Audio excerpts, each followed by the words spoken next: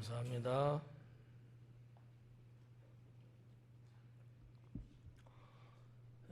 오늘부터는 3장을 강해하게 되겠고요. 오늘 말씀 제목은 세례 요한이 되겠습니다. 우리는 침례를 하는 교회니까 침례 요한 이래도 되는데 보편적으로 세례 요한 하니까 세례 요한이라고 이렇게 제목은 붙였습니다. 지난 또 그 전에 시간에도 이제 강해를 이제 해드릴 때 좀 역사적인 거 하면은 좀 지겨워하는 것 같더라고. 나하고는 거리가 먼데 이런 생각을 하는 것 같고, 그게 신앙하고 그렇게 상관이 있나 이러는 듯한, 여러분은 그러지 않겠지만 제가 눈치를 살짝 보니까 그런 것 같기도 하더라라는 거예요. 근데 어떡하죠? 오늘도 좀 역사적인 부분이 앞부분에 있어가지고 안 하고 갈 수는 있어요. 안 하고 갈 수 있는데 또 이때 또 안 해드리면 여러분들이 독학은 안 하지 않을까요? 학교 다닐 때도 독학을 안 했는데 성경 갖고 독학하겠어요? 그래서 이제 하여튼 좀 상황이 그래요. 또 들어보면 지겹지 않고 짧게 하려고는 하는데 그것도 주님께 맡기고 한번 여러분 오전 예배 때는 사진을 안 띄워드렸어요. 사실 연세 드신 분들이 그쪽에는 반이야, 반. 예배자의 반. 거기를 띄워드려야 되는데 안 하고 했더니만 그렇더라. 근데 오전 예배 우리 어르신들이 아주 주목을 잘 하셨어. 저녁 예배는 이제 또 두고 봐야지. 저녁 예배는 사진 몇 컷을 좀 이렇게 준비를 해서 말로만 하니까 여러분들을 무시해서가 아니고 여러분의 이 머릿속에 상상되는 게 아마 없을 것 같아가지고 좀 보여드리는 게 그래도 좀 낫지 않을까 해서 좀 준비를 했습니다. 3장 1절 말씀에 보면 디베르 황제가 통치한 지 15해, 또 본디오 빌라도가 유대 총독으로 있을 때, 그리고 헤롯부터 시작해갖고 분봉왕 이하이가 1절에 나와요. 이게 무슨 얘기냐면 세례 요한이 광야에서 하나님 말씀을 전하고 외칠 때가 어느 때냐, 이 때에 대한 것을 누가는 설명하려고, 알게 하려고 이런 역사적인 인물들을 기록을 했어요. 그래서 신앙생활 하는데 굳이 이게 연결성은 없다 할 수는 있지만 그래도 우리 젊은 세대들도 있고 아직 공부한 것이 머릿속에 조금 남아있는 사람들도 있고, 그래서 또 이런 분들에게는 그래도 조금이나마 도움이 되지 않을까 해서 좀 살펴보지 않을 수가 없지 않는가 이렇게 생각됩니다.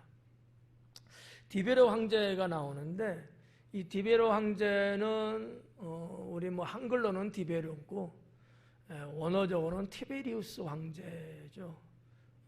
로마 황제의 2대 황제에 해당됩니다. 로마 황제가 1대부터 쭉 가잖아요. 이 로마 황제는 한 두세 달 전에 했어요. 사실 누가복음 들어와갖고 가이사르라고 하는 로마의 1대 왕, 아우구스투스 합법적인 1대 왕 이런 것들을 쭉 알려드리면서 했는데 다시는 안 할 거예요. 나도 여러분에게 유익이 없어요. 시간도 그렇고 하여튼 그렇게 로마라는 나라가 이제 시작이 이렇게 되지 않습니까? 되는데 이 디베리오 황제는 두 번째 해당되는 황제다 이렇게 보시면 되는데 통치한 지 15년 되는 해래요. 그러면 티베리우스가 언제 통치를 하기 시작했냐면은 AD 14년에 통치하기 시작했거든요. 그리고 15년이 지났으니까 대략적으로 AD 29년 정도 돼요. 벌써 지겨워서 눈 감는 사람 있잖아. 그러니까 AD 29년. 그러니까 우리가 그냥 흔히 하는 말이에요. 주후, 기원 후 29년쯤 될 때에 이 티베리우스가 나라를 쭉 다스렸는데 요때에 세례 요한이 기원 후 29년 되는 그때에 세례 요한이 광야에서 하나님 말씀을 전했다. 이런 거죠. 그때에 빌라도 총독도 있을 때다. 이런 이제 얘기들이에요. 그래서 이제 여러분들이 어느 때구나 그냥 그렇게 그냥 그렇거니 하면 돼요.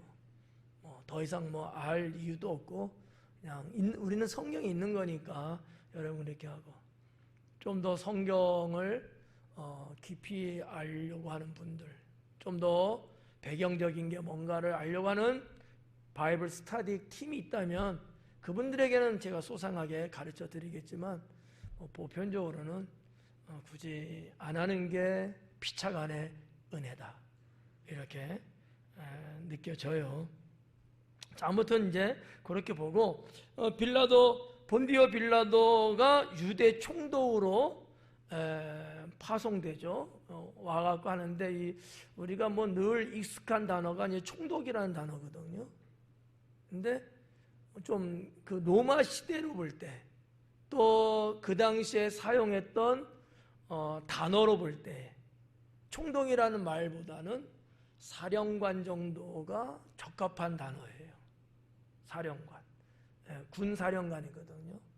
그리고 군사령관인데 한 나라를 다스리는 어떤 측면에서 정치인 아니면 행정가라고 봤을 때 본다면은 아마 지방 장관쯤 되는 그런 거죠. 선진국들도 지자체가 되고 우리나라도 지자체가 있잖아요.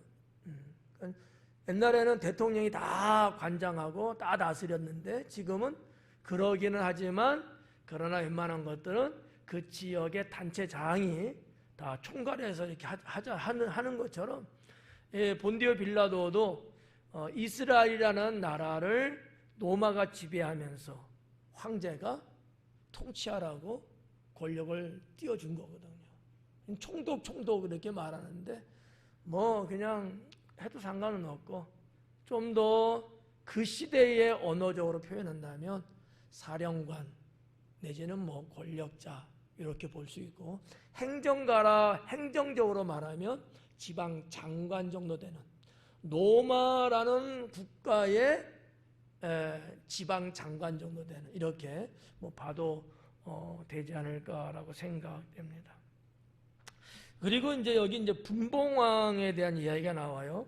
헤롯 분봉왕 나오고 빌립 분봉왕 나오고 누사니아 분봉왕 나오고 분봉왕 이렇게 단어가 나오는데 딴 데서는 사실 볼 수 있는 단어는 아니에요. 요 사복음서에만 유독 나오는 단어입니다. 이게 그 역할로 말하면 분봉왕이라는 존재는 지배당한 국가의 지도자를 세워서 그것도 그 나라 사람을 지도자로 세워서 그 사람으로 하여금 다스리게끔 하는 제도예요.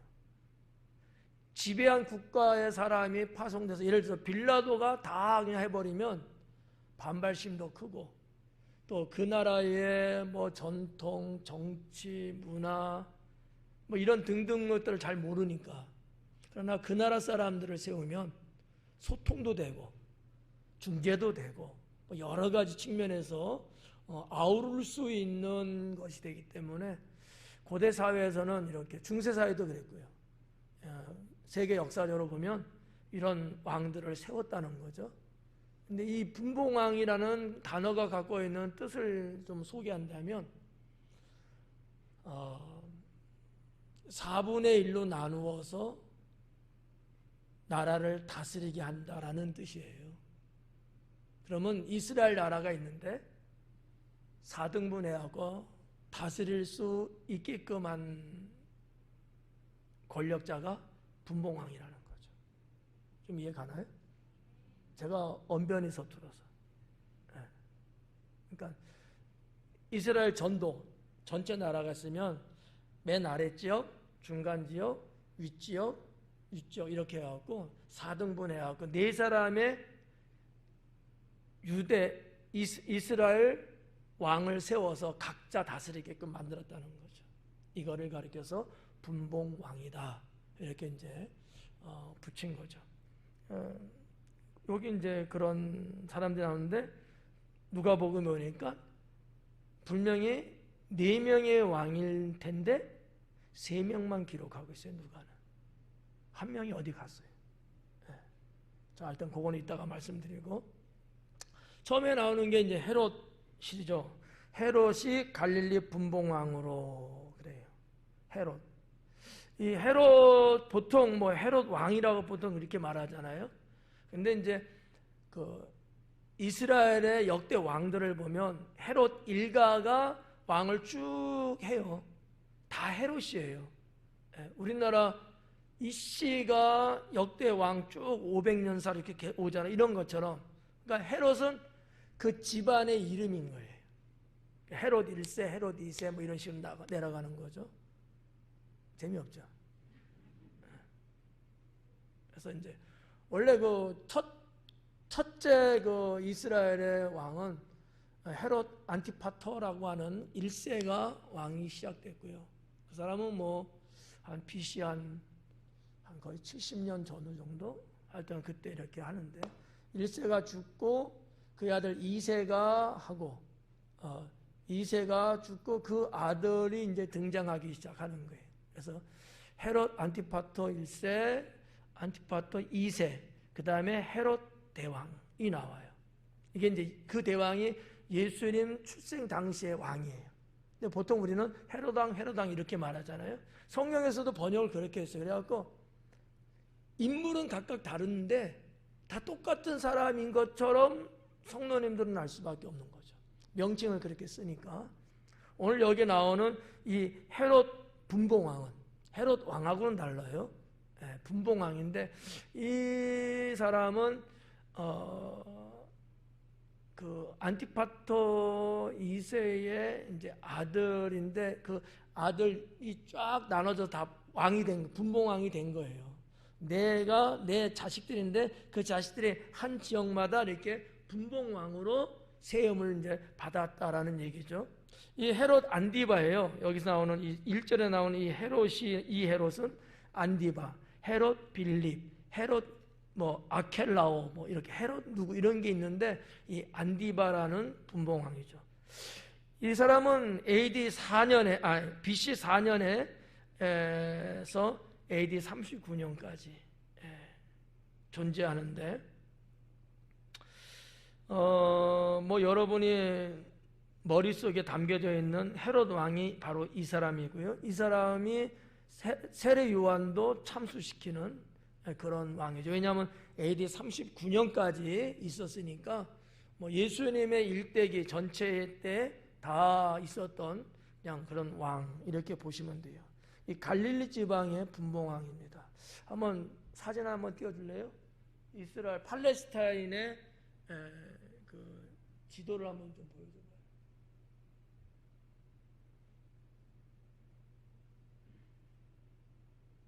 아니 이거 말고 그거 보여줘요.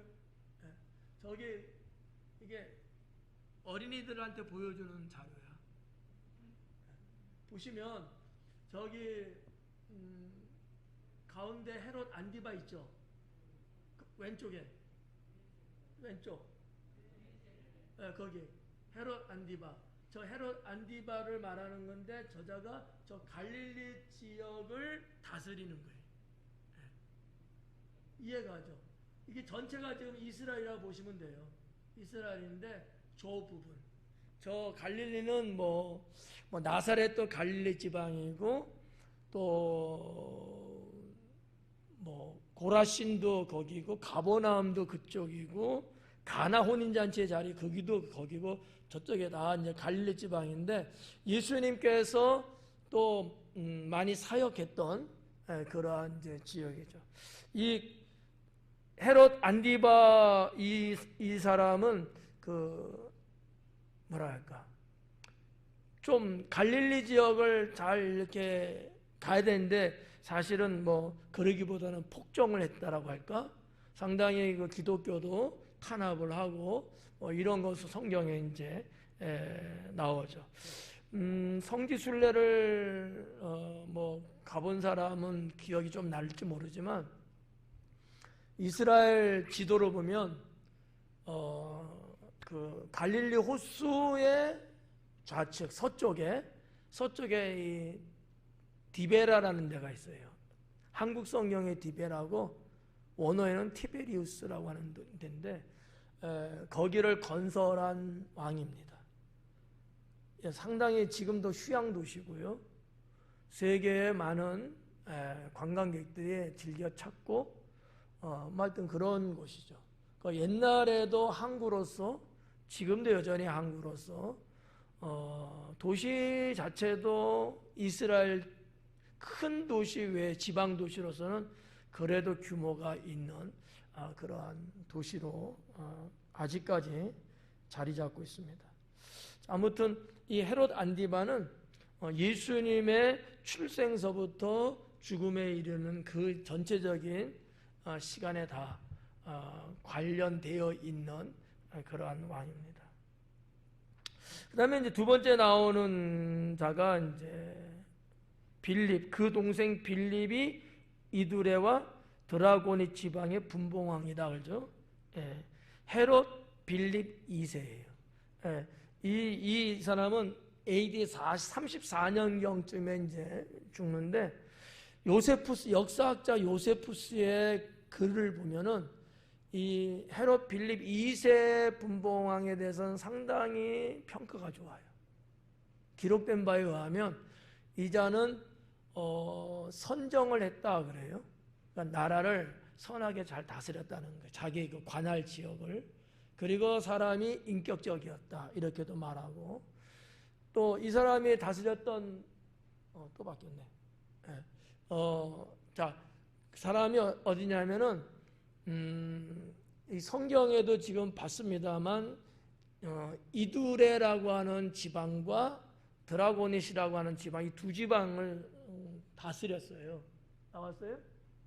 드라고닛하고 이두레라는 데인데 이두레는 지금의 이스라엘 국경 바깥쪽으로 가 있지만은 이 드라고닛은 지금도 역시 저기도 마치 지금 그 이스라엘 국경은 벗어났어요. 그러나 이제 순례객들은 왕래를 이렇게 하고 있는데 저기가 뭐 예를 들어서 베세다라든지 가이사라 빌립보라든지 이런 도시가 지금 저 드라고닛 그 안에 있어요.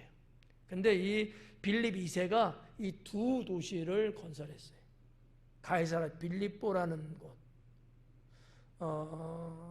여기서 베드로가 신앙 고백을 한 곳이죠. 지금도 엄청난 관광지로서 존재하고 있고요. 또 뭐 베세다는 여러분 잘 알다시피 예수님께서 오병이어 기적을 일으켰던 그 장소. 거기. 그래서 뭐 옛날이나 지금이나 하나의 지역을 이렇게 경계를 삼을 때는 보편적으로 강을 끼고 강 이편과 저편 이런 식으로 이제 많이 나누는데 저 때도 마찬가지예요. 갈릴리하고 드라고닛하고는 저 요단강이 이렇게 있거든요. 그 강을 중심으로 이렇게 나눠진 거예요. 그래서 이제 빌립 2세가 여기 나왔는데 이두레와 드라고닛 이렇게. 저 이두레라고 하는 지방도 있고 이두메라는 지방도 있어요. 이두메는 이스라엘의 남쪽에 있고요. 이두레는 북쪽에 있어요. 그래서 이제 대부분 사람들이 뭐 기억도 안 하지만 기억하려고 해도 헷갈려요. 이두메냐 이두레냐 헷갈려 하는데 간단해요. 니을 미음으로 생각하시면 돼. 위쪽이 니을이고 아래쪽이 미음이고 이런 식으로 하면 공부 잘하는 학생들은 이런 식으로 암기를 해요. 이제 하여튼 이렇게 해서 이제 빌립 2세가 다스렸던 지방이죠. 그리고 이제 세 번째는 성경에 나와 있는 누사니아라는 분봉왕이에요. 누사니아는 아빌레네의 분봉왕인데 아빌레네라는 단어를 사실 성도들이 기억한 사람은 거의 없을 거예요. 나오지도 않지만 여기서 나오는 건데 이 아빌레네라는 것은 어디냐면 이 드라고닛 지방 더 위쪽에 있는 곳이에요. 뭐 지금 시리아 그 국가 안에 있는 나라가 되겠죠. 지역이 되겠죠. 헐몬산 북쪽에 있는 곳이고 사도 바울이 기독교인들을 잡으러 다메섹으로 가지 않습니까? 그 다메섹이 지금으로 말하면 다마스커스거든요. 그 다메섹 북쪽에 북동쪽에 있는 지역인데 이 아빌레네라고 하는 이 지명은 추적을 하는데 사실 그렇게 자료가 없는데 이슬람 사람들의 기록된 역사를 찾아보니까 그들은 가인이 동생 아벨을 죽이잖아요. 그 아벨의 땅이라는 뜻이라는 거예요. 그래서 아벨의 무덤이 아빌레네에 있다. 그들은 그렇게 기록을 했고 그렇게 믿고 있고요. 그 아빌레네라는 단어의 뜻도 그거예요. 아벨의 땅. 이제 그런 뜻이고. 자, 아무튼 뭐 여기 알지 못하는 이름과 지명인데 루사니아라고 하는 이 분봉왕.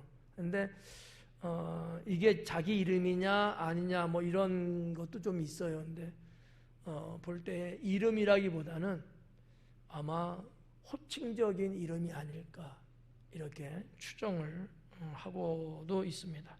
자, 아무튼 루사니아가 이렇게 또 분봉하고 나오고 세 명은 나왔는데 네 명이어야 되는데 한 명은 이제 안 나왔죠. 그 한 명이 누구냐면 헤롯 아켈라오예요. 성경에 여기는 없지만 헤롯 아켈라오가 있는데 이 사람은 AD 18년에 사망을 하고요. 사실상 BC 4년부터 AD 6년까지 다스려요. 이 사람가 다스리는 지역이 어디냐면 아까 말씀드렸던 이두메, 그 다음에 유다. 이두메가 여기는 안 나왔어요. 저 유대라고 하는 유대 지방 아래쪽이 이두메예요. 이두메, 유대, 사마리아 저기를 다 이 아켈라오가 분봉왕으로 다스렸던 지역이죠.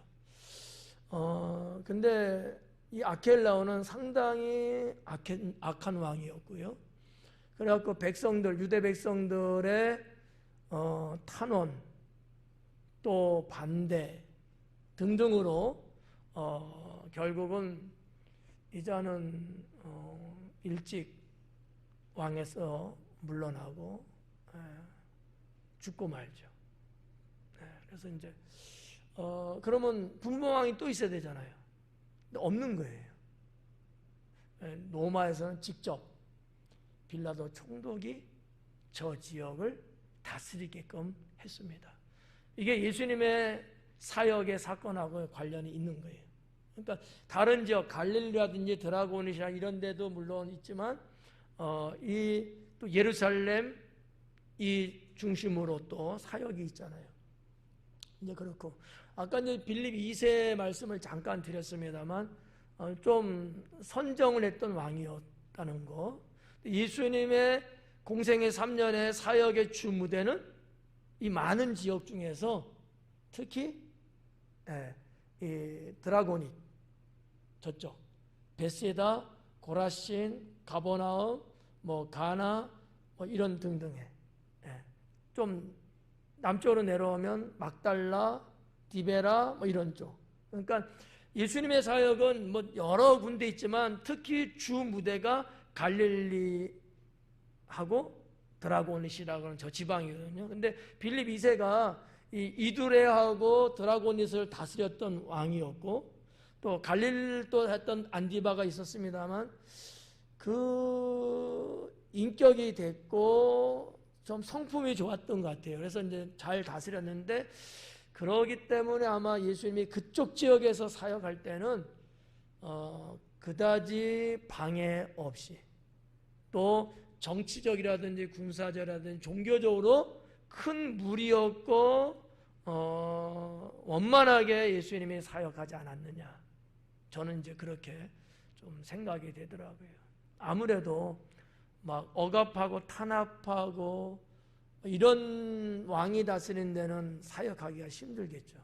근데 상당히 좀 여유스럽고 호전적이고 그냥 이렇게 좀 융통성 있는 왕이라면 크게 국민들을 선동한다든지 아니면 나라의 전복을 꾀한다든지 이런 것만 아니면 허용을 했기 때문에 예수님의 공생의 3년 저 윗지방에서의 사역이 그런대로 순탄하지 않았을까, 이렇게 생각도 됩니다. 하여튼 요 분봉왕에 대한 1절의 말씀, 이제 1절 했어요. 요 분봉왕에 대한 거 요거 여러분이 그냥 몰라도 돼요. 그냥 지나가는, 우리는 다루어서 가니까 그렇게 이제 말씀을 드리고, 2절에 보니까 안나스와 가야바가 대제사장으로 있을 때에 하나님의 말씀이 빈들에서 사가랴의 아들 요한에게 임한지라 그래요. 자, 1절은 정치적인 또는 행정적인 내용을 기록했고 2절은 종교적인 것을 기록했어요. 역시 안나스와 가야바도 세례 요한이 사역할 그때를 이야기하고 있는 거예요. 좀 안나스와 가야바가 나오는데 이 두 사람은 장인 어른과 사위예요. 안나스가 장인이고요, 가야바는 사위죠. 이 안나스는 AD 6년서부터 15년까지 대제사장의 사역을 했고요, 가야바는 AD 18년부터 36년까지 대제사장의 직을 수행했습니다.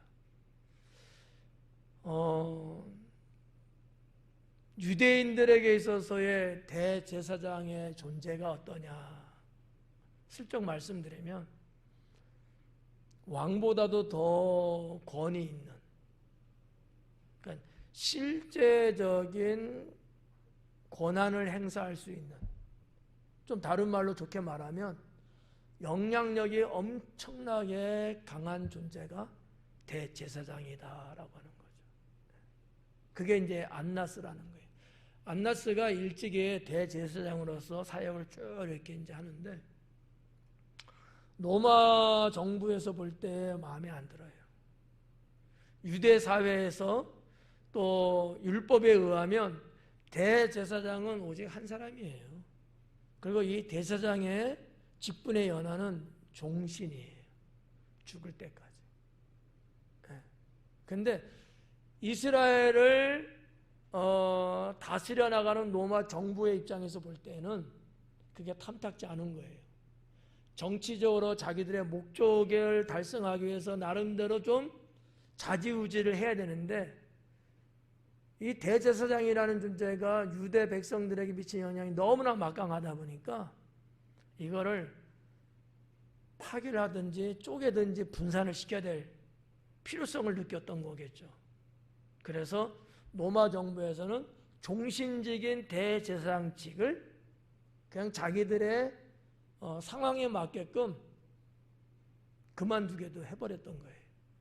그래서 안나스 대제사장이 하다가 중도에 그만두게 되고 다른 제사장을 세우겠죠. 세우고 한 두 차례 건너뛴 다음에 그의 사위 가야바가 대제사장에 올라갑니다. 여러분들이 성경을 읽으시면서 이제 이런 말씀을 여러분이 이제 듣기 전에는 대제사장들 이렇게 나오면 아무 문제가 없었거든요. 근데 이 강해를 듣고 나면 유대 사회의 대제사장은 몇 명이다고요? 오직 한 명이에요. 근데 여러 명이 있다고 성경에 기록된 것을 보게 되면 이제는 뭔지 알게 되는 거죠. 한 명이어야 되는데 여러 명인 거야. 왜 여러 명이야? 죽어야만이 끝나는데 안 죽었는데도 로마 정부가 정치적으로 다른 또 대제사장을 세운 거야.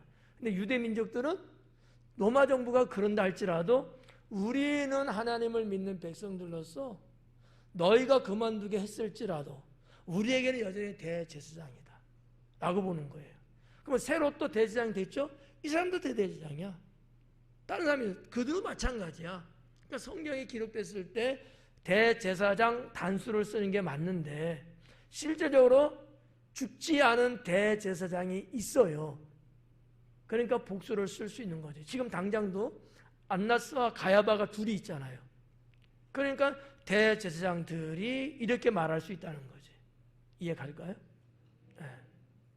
그래서 로마 정부의 정치적인 것하고 유대 민족 백성들이 종교적으로 하나님을 섬겨나가는데 대제사장이 우리에게 미치는 영향, 그 역할, 이거하고 서로 달랐던 거죠.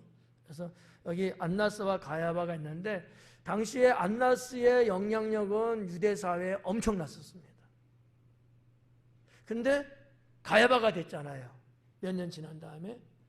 근데 가야바가 사람이 어떠한 인물이 정확하게는 없지만 안나스 장인어른이 막부 정치를 하는 거예요. 그러니까 가야바는 행정적으로 대제사장이야. 실권은 안나스에게 여전히 있었다라고 보는 거죠. 우리가 누가복음하고 예수님 마가복음 끝부분 예수님 뭐 법정에 쓰시고 왔다 갔다 할 때도 제가 살짝 말씀드렸던 내용들이거든요. 안나스들, 대제사장 뜰이 있었는데 그게 가야바도 있어. 이런 얘기들 쭉 해드렸거든요. 생각날 일은 없지만. 그래서 이게 그런 거예요. 여기도 지금 두 사람이 같이 나오는데 뭐라 그래요? 대제사장이 있을 때에 라는 거죠. 그러니까 누가도 이걸 아는 거예요. 안나스도 여전히 대제사장, 가야바도 여전히 대제사장. 이 두 사람이 있을 때에 라는 거죠. 그때 세례 요한이 사역했다라는 거죠. 이런 내용을 여러분 좀 그냥 참고 삼아 보시면 될 것 같고요. 2절에 보니까 하나님의 말씀이 빈들에서 사가랴의 아들 요한에게 임했다라고 합니다. 하나님의 말씀이 빈들에서, 이 하나님의 말씀이라고 나왔는데 보통적으로 원어 헬라어에는 말씀을 두 가지 단어를 써요. 하나는 로고스고 하나는 네마예요. 이 로고스라는 말은 대부분 웬만한 성도들이 좀 알아요. 네마는 아는 사람이 많지는 않아요. 로고스는 뭐냐? 우리가 신학적 관점에서 보면 로고스라는 것은 기록된, 쓰여진 단어, 말이 로고스다 이렇게 말하고, 네마는 그건 뭐냐? 말, 언어적인 거를 네마라고 말한다 이렇게 좀 구분을 시켜요. 근데 꼭 그렇지만은 않을 수도 있어요. 좀 공부하는 학생의 입장에서 말하면 로고스는 명사적이고 레마는 동사적이다. 하여튼 몰라, 알아서 들으세요. 뭐 그런 거고요. 보통은 이제 로고스예요. 기록된 단어. 또 보편적으로 이렇게 주고받는 말, 이거 다 로고스예요, 이거는요. 그러면 레마는 뭐냐? 말은 말인데 영향을 끼치고 감동을 주고 영혼에 자극을 주고 사람을 이렇게 움직일 수 있는 힘을 내재하고 있는 말, 그건 네마예요. 굳이 세분화시켜서 설명해 드린다면 이게 무슨 말인지 이해가 안 가면 저로서는 더 이상 설명할 방법이 없어요. 그냥 우리가 이렇게 이야기하는 거는 로고스라고들 해요. 그런데 저 사람이 나한테 말을 했는데 내가 영향을 받았어. 내 마음이 움직였어. 신앙적으로는 감동을 받았어. 뭐 이런 거 있잖아요. 이건 네마라고 본다는 거죠. 구분 가요? 그러니까 일반적으로 말은 그렇게 하고 신학적으로 구분은 기록된 말이 로고스고 전해지는 말은 네마고 뭐 이렇게도 구분하는 법은 있는데 꼭 이게 100% 저거 100% 이런 건 아니에요. 섞여서 쓰긴 했지만 대체적으로 그렇다고 보시면 되는데 여기 하나님 말씀이 하나님 네마예요. 다른 말로 말하면 이제 영적인 의미예요. 하나님의 음성이 왔다는 얘기예요. 세례요한한테. 세례요한이 광야에 있을 때 하나님이 세례요한에게 실제적으로 말씀을 했다는 얘기거든요. 예수님이 침례 받으실 때 하늘에서 하나님의 음성이 났다고 했잖아요. 네마예요, 그런 것들이. 예. 세례요한도 마찬가지인 거죠. 세례요한도 네마라고 그래서 누가는 노고스라는 단어를 안 쓰고 네마라는 단어를 썼다라는 거죠.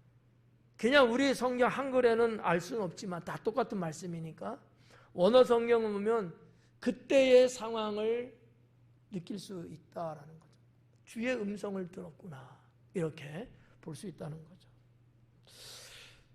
이 네마라는 부분을 이렇게 여러분들이 조금 구분을 하면 뭐 도움이 좀 되지 않을까 이렇게 봐지고요.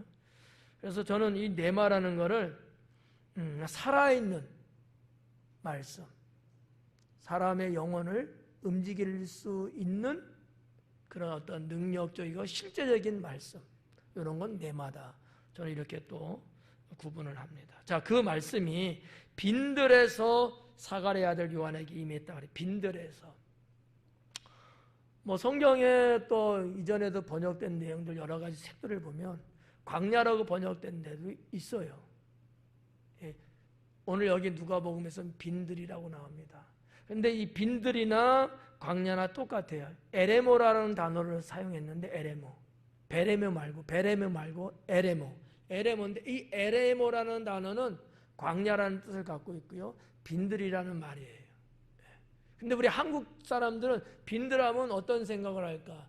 뭐 사람마다 다르긴 하겠지만 이런 걸 것 같아요. 들은 들인데 들판인데 그냥 누가 농사도 안 짓고 밭대기도 안 하고 그냥 남겨둔 그 빈들, 이런 개념이 좀 있지 않을까? 저는 그렇게 생각해요.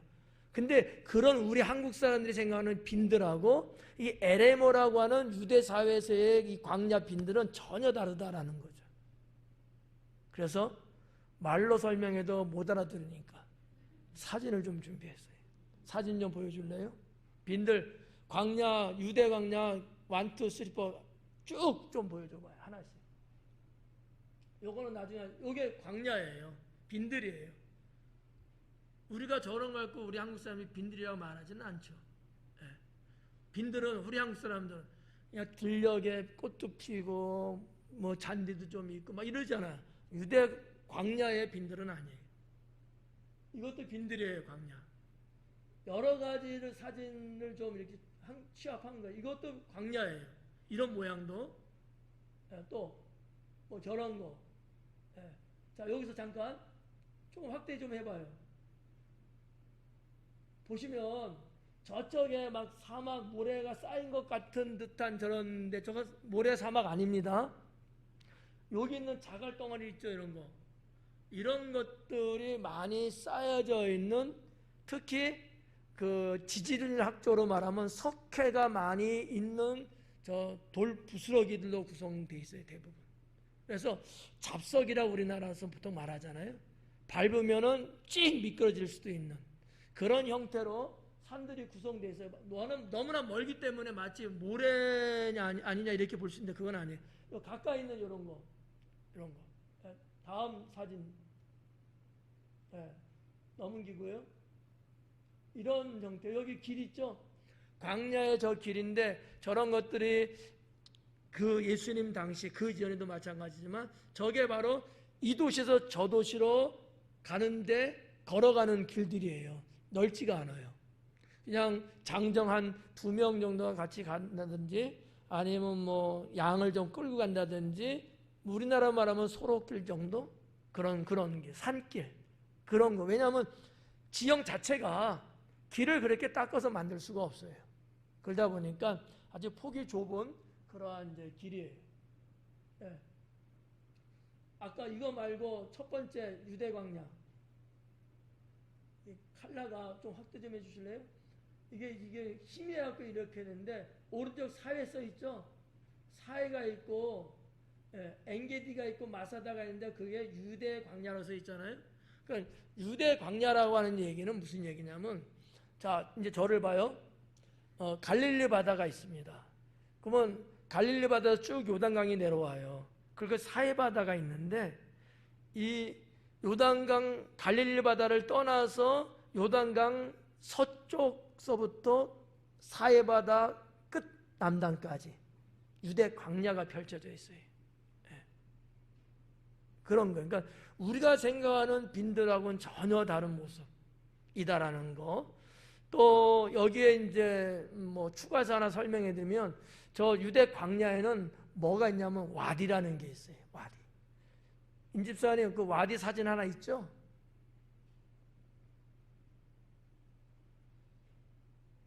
와디라고 써야 될 거예요. 그거 말고 와디라고 있을 텐데. 그래요? 아니 이거 말고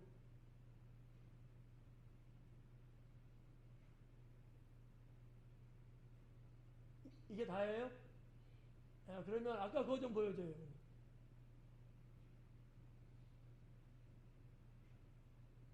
저 위에 사진 위에 거 좀 내려봐 주세요.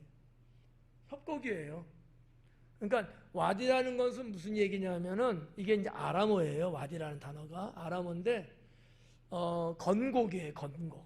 건곡이 뭐냐면 메마른 계곡이라는 거예요.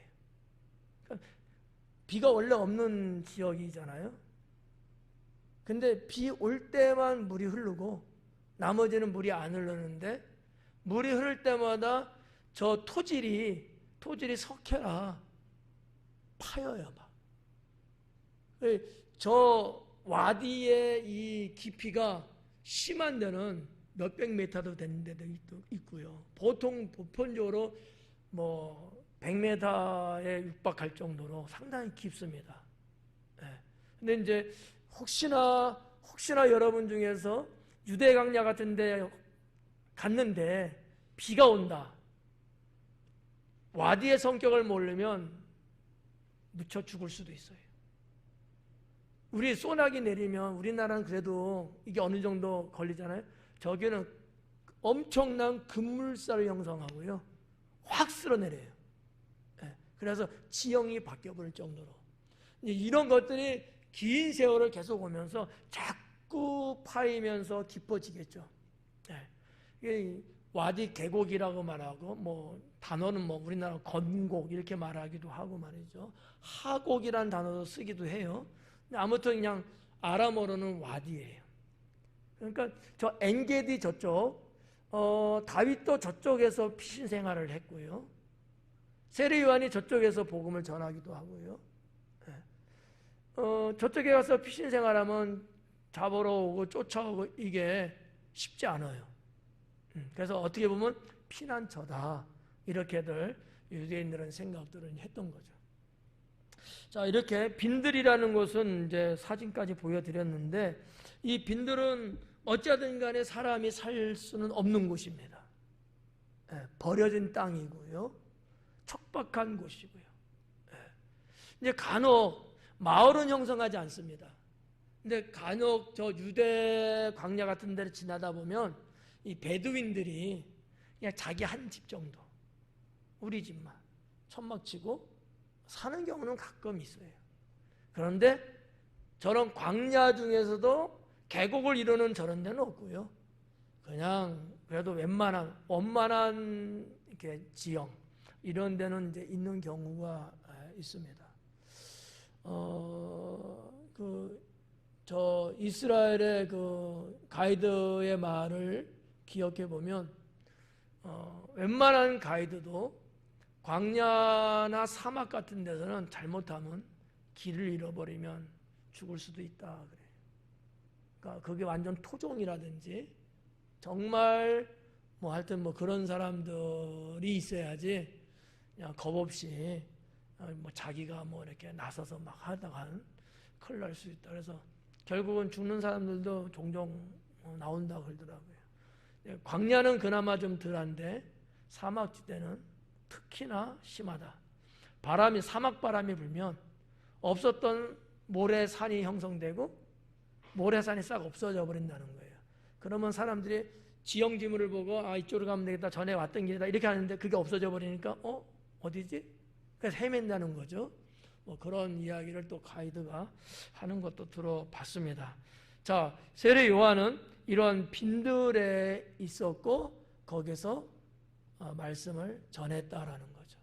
근데 여러분들이 얼마만큼 이제 이해를 하는지 모르지만 세례 요한이 이 빈들에서 말씀을 전하잖아요.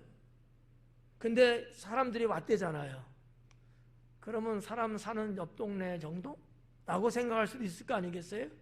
근데 실제로는 그렇지 않다는 거죠.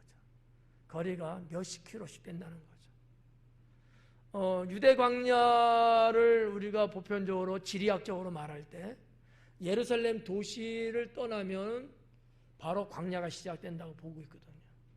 그러니까 예루살렘, 베들레헴, 그 다음에 베다니, 벳박에, 여리고, 그 다음에 요단강이거든요. 그러면 이미 요단강 가기 훨씬 전부터, 여리고성 가기 전부터 유대 광야는 시작돼요. 그러면 사람들이 어디서 왔겠어요? 베다니, 벳박에, 예루살렘, 베들레헴 등등 이런 데서 왔을 거 아니에요. 여리고 같은 데서. 그러니까 광야에서 외치는 소리를 듣고 그들이 하나님께로 돌아가기 위해서 먼 길을 걸어갔다는 얘기죠. 성경에 이런 자세한 설명은 하나도 없어요. 이거는 고고학적으로 그 현장을 아는 사람만이 무슨 말인지 알아들을 수 있는 거거든요. 그래서 2절은 이렇게 우리가 빈들이라는 것도 볼 수 있고요. 3절에 보니까 요한이 요단강 부근 각처에 와서 죄사함을 받게 하는 회개의 세례를 전파했다 그래요.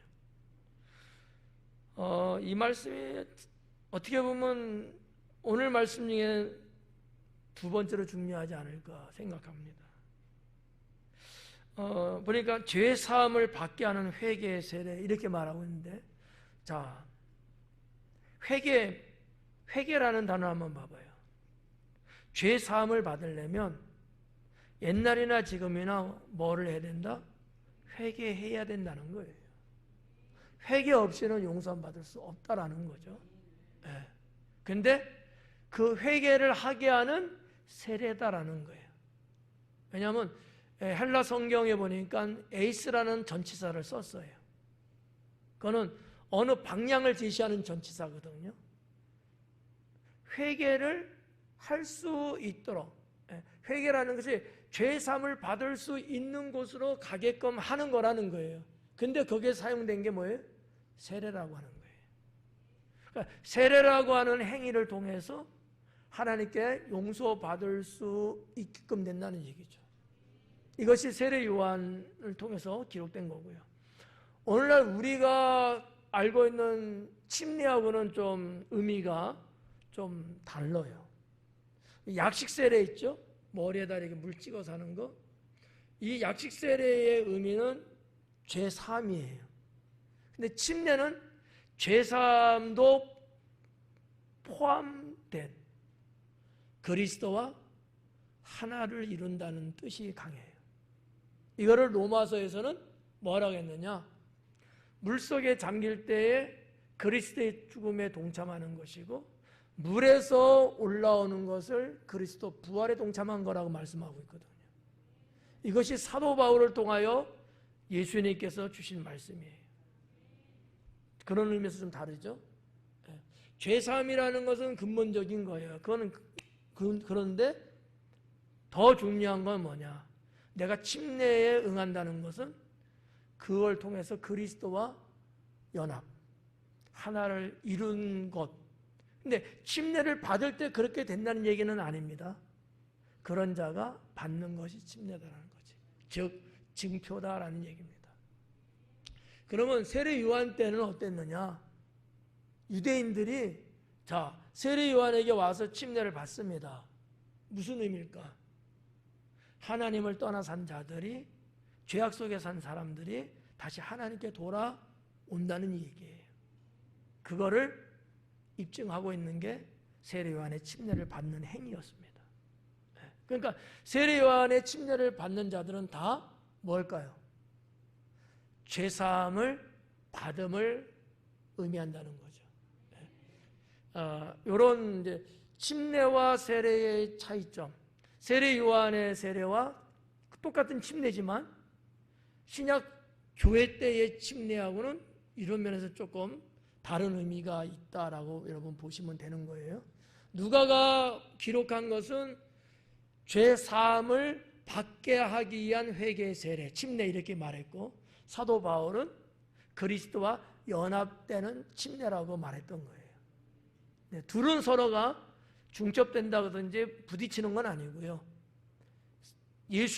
예수님께서 말씀하신 것을 기록한 사도 바울의 그 침례 의미가 더 포괄적이다, 더 넓은 의미를 갖고 있다, 이렇게 보시면 되겠습니다. 그래서 3절은 이렇게 설명해 드리면 큰 문제 없을 것 같고요. 4절에 보니까 선지자 이사야의 책에 쓴 바, 이사야서 40장 3절부터 5절에 있는 말씀을 누가가 인용을 했어요. 똑같습니다. 광야에서 외치는 자의 소리가 있어 이르되 너희는 주의 길을 준비하라. 그가 그의 오실 길을 곱게 하라.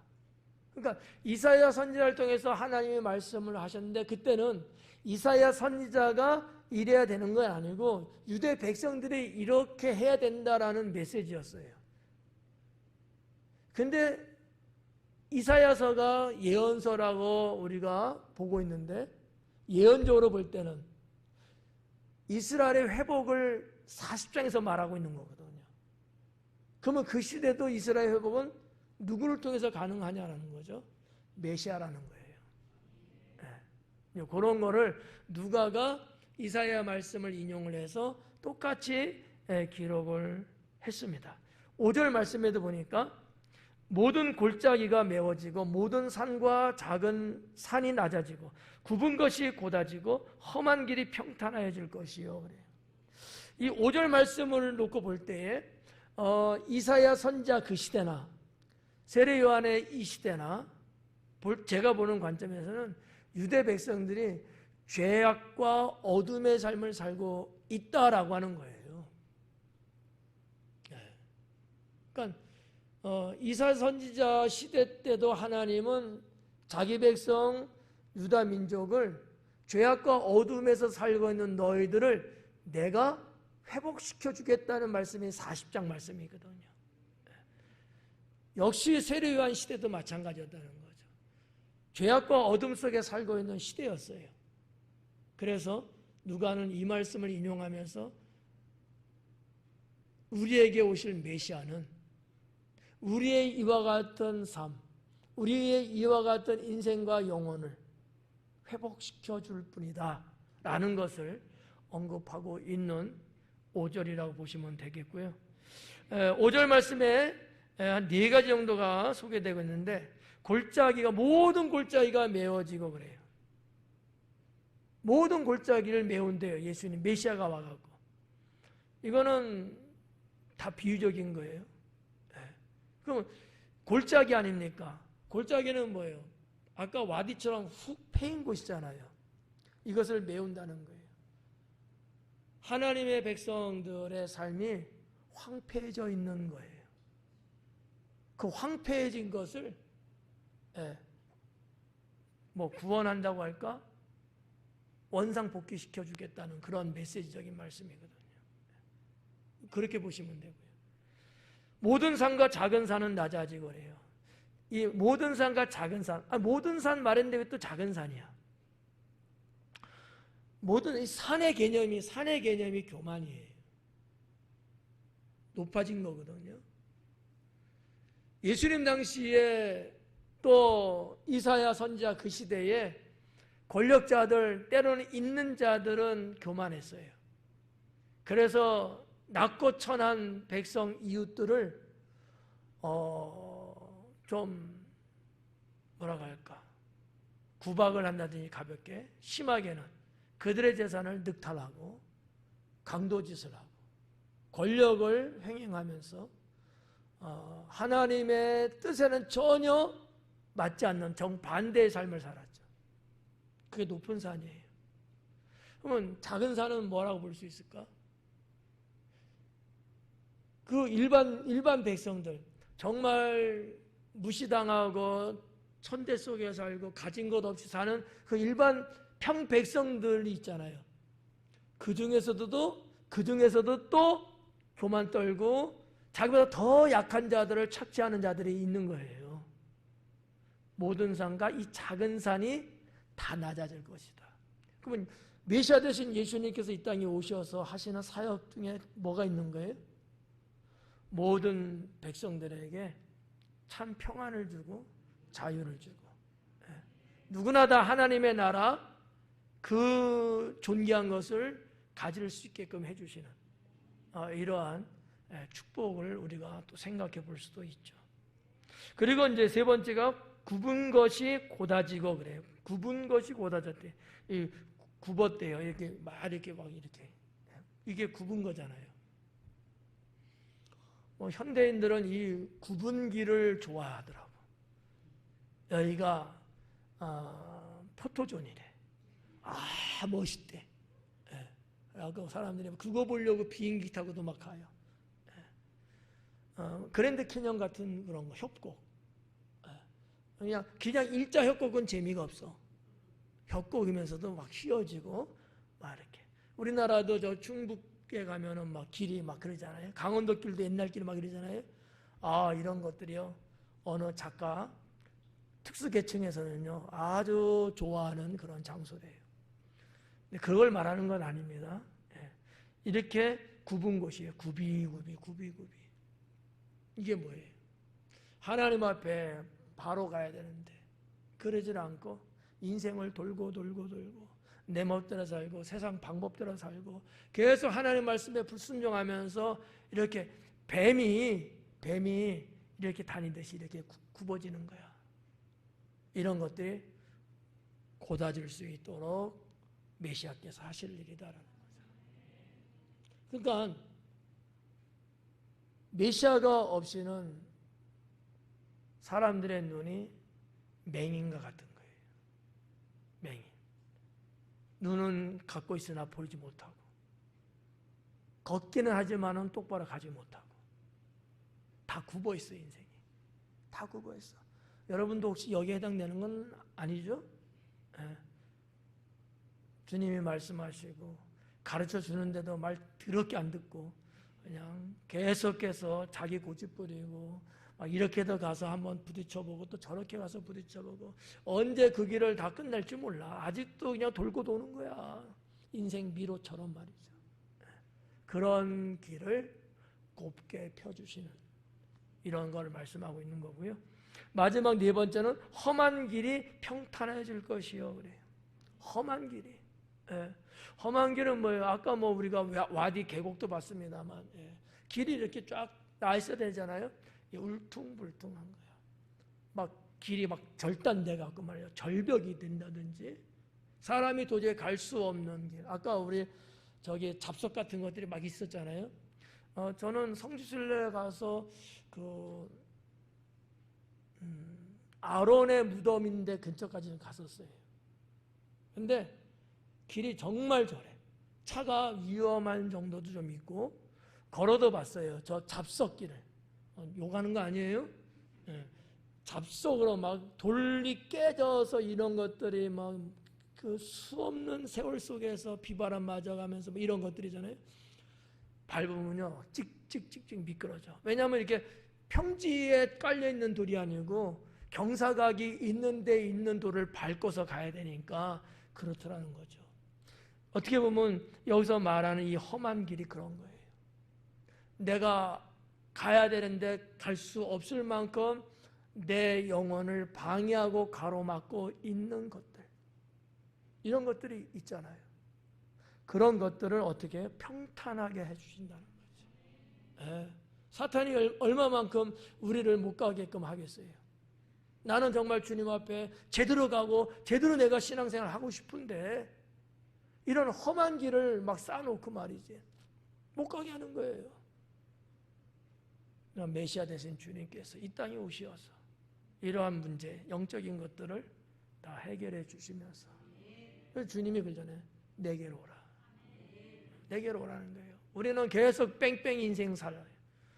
계속 정답도 모르면서도 정답이라고 착각하면서 계속 그런 인생을 살고 있는데 주님은 직통으로 갈 수 있는 그 길을 제시해 주는 이런 부분이죠. 이게 이제 이사야 선지자를 통해서 처음 하신 말씀인데 누가는 세례 요한이 이 말을 인용해서 하는 것을 누가가 썼단 말이죠. 그럼 어떻게 보면 우리가 알고 있는 게 뭐예요? 세례 요한이 출생할 때에 그는 어떤 목적을 갖고 왔다고 했어요? 주의 길을 예비하고 평탄케 하기 위해서 왔다는 그랬잖아요. 그러면 이사야 선지자를 통해서 예언했던 그 말씀은 어떤 의미에서 세례 요한을 암시하고 있는 말씀인 것 같기도 해요. 그러나 사실은 메시아를 놓고 한 말씀이죠. 이게 지금 조금 헷갈릴 수 있고 서로가 안 맞을 수도 있는데 성경 전체의 틀로 놓고 보면 이러한 것을 하실 분이 누구냐? 메시아라는 거예요. 단지 세례 요한은 거기에 조금 시발점 정도밖에 안 되는 정작 주인공은 메시아 예수님이다. 이렇게 보시면 되겠습니다. 이게 이제 여러분이 우리가 보편적으로 알고 있는 거하고 부딪힐 수 있어요. 왜냐하면 성경에서 세례 요한이 예비하고 평탄하게 태어난 것처럼 설명했는데 그거는 예수님의 사역의 기초 작업 정도, 소개하는 정도, 이 정도의 의미지 세례 요한이 메시아 할 일을 다 이렇게 한다라고 보시면 착각이라는 거예요. 구분 가요? 네. 그렇게 보시고 6절 마지막에는 모든 육체가 하나님의 구원하심을 보리라 함과 같으니라. 여기서 말하는 모든 육체는 인류를 말하는 거예요. 유대 백성만 말하는 건 아니고 지구상에 있는 모든 사람들, 그들에게 하나님의 구원을 보리라 함과 같다. 그래서 메시아의 이 땅에 오심은 선민이라고 말하는 아브라함의 자손 유대 백성들만은 아니고 온 인류의 모든 사람에게 하시는 말씀이다. 이렇게 보시면 되겠습니다. 기도하겠습니다.